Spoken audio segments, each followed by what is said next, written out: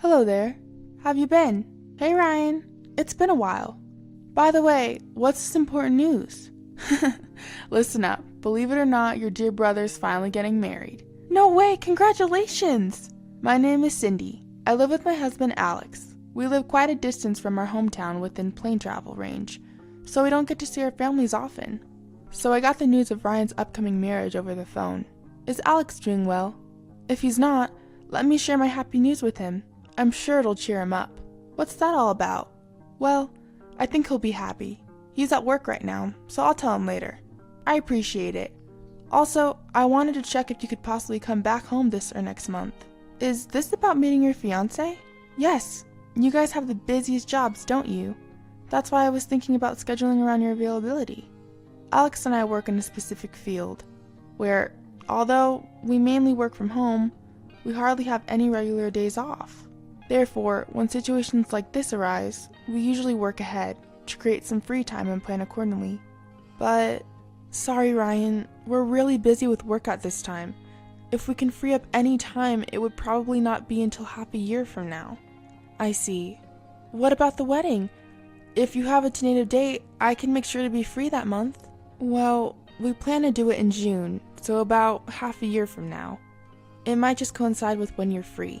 Well then, our first meeting could be at the wedding, but I'll talk to Alex. He might be able to make some time. Great. Let me know once you figure out your schedule. After hanging up with Ryan, I got back to work. About 2 hours later, Alex came out of his office and I stopped him. Hey Alex, I got a call from Ryan earlier. He's getting married. Really? That's wonderful. But he consulted me about wanting to meet sometime this month or next. You know how we're both really busy right now, right? So I told him it might be difficult. Yeah, these next couple of months might be tough. What about the wedding? He plans to have it about a half a year from now. We might be able to make that. Plus, you'll be around 7 months pregnant by then, right? Yeah. Actually, I was pregnant. I was not yet in the stable period. So, regardless of work, I was thinking of waiting until I got to that stable period. I might be overthinking it a bit, but still. Well, I'm sure Ryan understands. Oh, did I forget to tell Ryan about the pregnancy? What? You didn't tell him you're pregnant? Well, I told our parents, and I thought they would relay the message. I guess he doesn't know, since we didn't talk about it. You need to call him right now. Alright. Sure enough, Ryan was surprised to find out, as he didn't know. It seemed that our parents thought I had contacted him directly, so he told me again not to push myself. By the time 3 months had passed since receiving the call from Ryan, I had reached my stable period. Our baby was growing healthily inside of me, and everything was going well. And my work was proceeding faster than expected, and I was able to secure some days off. I think we might be able to come over next week. But what about your fiancé? She said it's okay when I checked. Oh, by the way, you might know Stacy, my fiancé. Stacy? Did I have a friend with that name? Well, you'll know when you see her, right? Despite hearing about his fiancé from my brother, Ryan, no one immediately comes to mind. However, since we're both from the same small town, I thought there might be some mutual friends, so I was looking forward to meeting his fiancé when I went back home. Then, on the day of my return, Ryan brought his fiancé to our family home. Nice to meet you! Ah, I knew it! You're Cindy, right? Do you remember me? I'm Stacy. Ah, Stacy, of course I remember you. As my brother said, his fiancée was indeed Stacy, my middle school classmate, but she wasn't a friend of mine. The reason was simple. She used to bully me back in middle school. She did unspeakable things a lot. Cindy, what's wrong? No, it's just surprising to see you after such a long time. You haven't changed at all. You're still cute. Stacy then turned her smile towards me, and then her gaze moved to my belly. By the way, you're pregnant, aren't you? Congratulations! Can I touch your belly? Yeah? Stacy gently stroked my belly. I suddenly felt a chill run down my spine. Sensing my discomfort, Alex asked, Are you okay? Do you feel unwell? Why don't you lie down a bit? Are you okay? Yeah, sorry, I'll go lie down for a bit. I stood up and went to lie down on the bed upstairs. After about half an hour, I felt a bit better. so I decided to go back to the living room. There, I heard Stacy talking about me. Cindy was so cute in middle school, and she was really popular. She was popular? Alex will be jealous. Please stop it, Bill. I don't care about the past. But I'm glad Cindy is Ryan's sister. It's refreshing to have a classmate become a relative. The living room had a great atmosphere, but just hearing Stacy's voice made me irritated. Maybe I should just spill everything. Like the fact that I was never called cute, and what they used to call me back then. But seeing Ryan's happy face, I didn't want to say anything.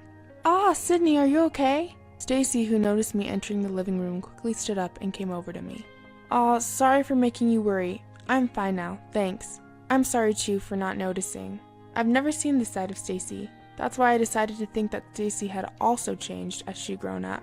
I didn't feel the need to make a scene here. A month passed, and Ryan and Stacy's wedding was just a week away. Alex and I managed to adjust our schedule so we could attend. My health was fine, and I had no problem flying.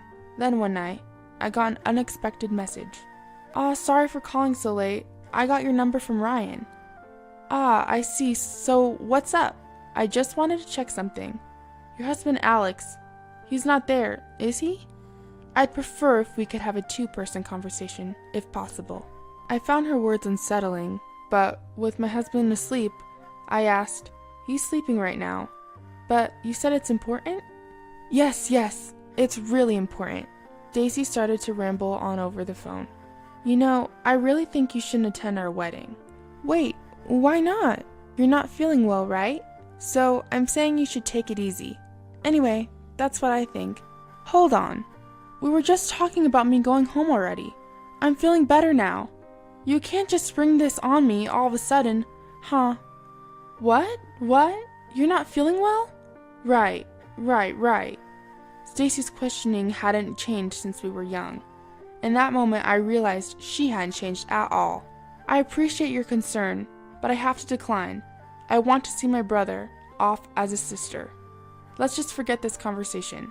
Then Stacy let out a long sigh on the other end of the phone. Look, you don't need to interfere. It's going to look bad. I'm just trying to be nice to you. Why can't you understand that? She finally showed her true colors. Since middle school, I was picked on, being called a monster, instead of being called cute. I even remember being called a witch and being splashed with water and mocked. You're weak to water, aren't you? But I'm an adult now. I didn't want to be intimidated by such threats. I'm going to report this to my brother.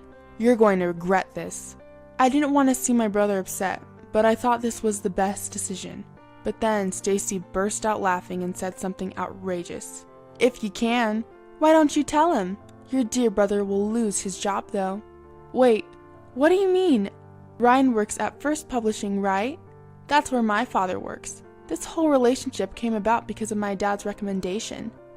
What on earth? You can tell him if you want. Just be ready for him to lose his fiancée and his job. What are you going to do? I understand. I'll accept your terms. I had no choice, but instead of accepting the condition that I won't attend the wedding, I made a proposal. But I want to go home. If I suddenly say I'm not feeling well and can't come, it will look suspicious, and I want to congratulate my brother properly. That's okay, right? Well, you do have a point.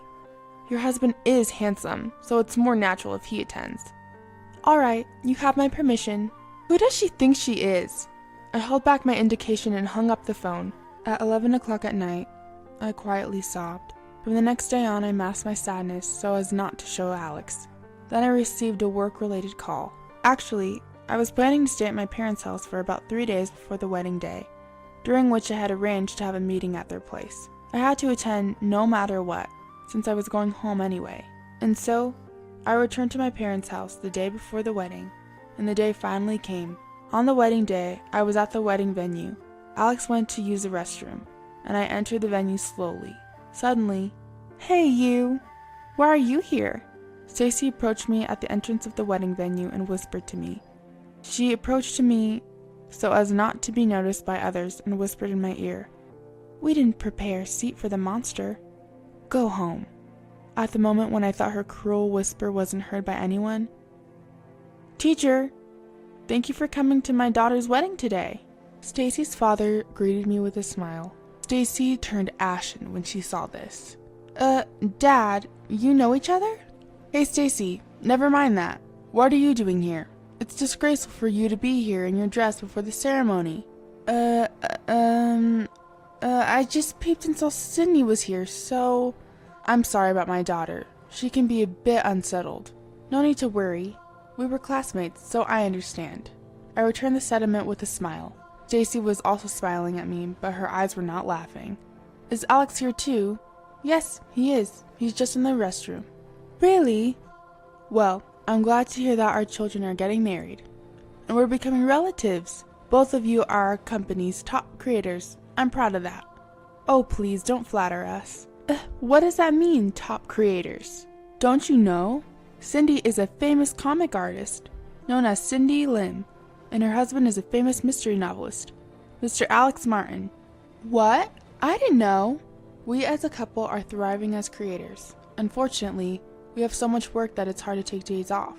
Stacy, understanding the situation and the relationship with her father, turned her gaze toward me and beamed. No way! You should have told me sooner. This is news to me. Anyway, wait in the lounge. Did you check in? I'm so happy to become your relative today. Take care of yourself. If anything happens during the ceremony, tell me right away, okay? See you later. Stacy spoke quickly and tried to leave the place as if escaping. However, I had no intention of attending this wedding. The reason being, Alex and I were planning to cancel at the last minute. I took out the voice recorder hanging from my neck and played it. We didn't prepare a seat for a monster. Go home. I played it over and over again, stopping it, rewinding it, and playing it again. What? What is this? I'm sorry, but your daughter said this, so we will be absent. Stacy stopped in her tracks at this and gave a bitter smile. What? What is that? That's not my voice. The voice recorders these days are handy, aren't they? They can even display when and where they were recorded. Hey, what does this mean? Stacy's father, his face turning red, confronted Stacy. Stacy continued to deny in a teary voice. But even if you say there's no evidence or not, I've been called a monster by your daughter, and I've been treated badly since middle school. Because of this, I will also be missing tomorrow's project. Wait a minute, isn't tomorrow an important joint project meeting? It's a major project that will decide the fate of our company. Already, the ads are running everywhere. If the project disappears, it'll be disastrous. Yes, I know, but I will also be absent. Alex came to my side and moved the conversation forward. No way, can't you do something? Well, actually, your daughter was calling my wife in the middle of the night saying something that was almost threatening, so I won't forgive anyone who makes my wife suffer. And now that Stacy's taken her brother hostage, I suggested to my wife that it would be best for us to do this. What? Stacy, what have you done? It's not true. Dad, it's a misunderstanding. There's no way it's a misunderstanding. Ryan came out of the dressing room. His expression was stern, showing his anger. Stacy rushed to Ryan with tearful eyes. It's not true, it's not true, I didn't do anything. But Ryan took out his smartphone and showed a video. In it, Stacy was recorded saying, "Why did she come, despite being a monster? I'll kick her out," and running from the dressing room on the second floor. My buddy happened to be filming you when you came out in your wedding dress. You can't deny it now, can you? Stacy collapsed. I'm truly sorry. I didn't realize at all. I'm the one who should apologize. It's okay. You did nothing wrong. And thanks, Alex. We'll have to call off today, so you can go home ahead of us. Being told this by my brother, I returned home with Alex. Of course, the wedding was canceled. In the evening, Stacy's parents came to apologize, bringing Stacy with them. Naturally, because my brother was involved, the project is to be continued as expected. Work is work. I always thought personal matters didn't matter, and then Stacy was disowned by her parents. The punishment for using her father's name to script the project was severe, they said. Originally, Stacy had secured a contract job through her father's connections, but she resigned after receiving cold treatment, and she's now job hunting. Of course, she has to pay for the wedding cancellation fees and compensation, so she's scraping by with a part-time job now. Meanwhile, my brother continues to enjoy his work. He said he was done with marriage, but half a year later, I got a proud text that he'd fallen in love with my assistant. Of course, she's a really nice person, but as a sister, I'm a bit taken aback by his quick turnaround. Well, as long as he's happy, that's all that matters.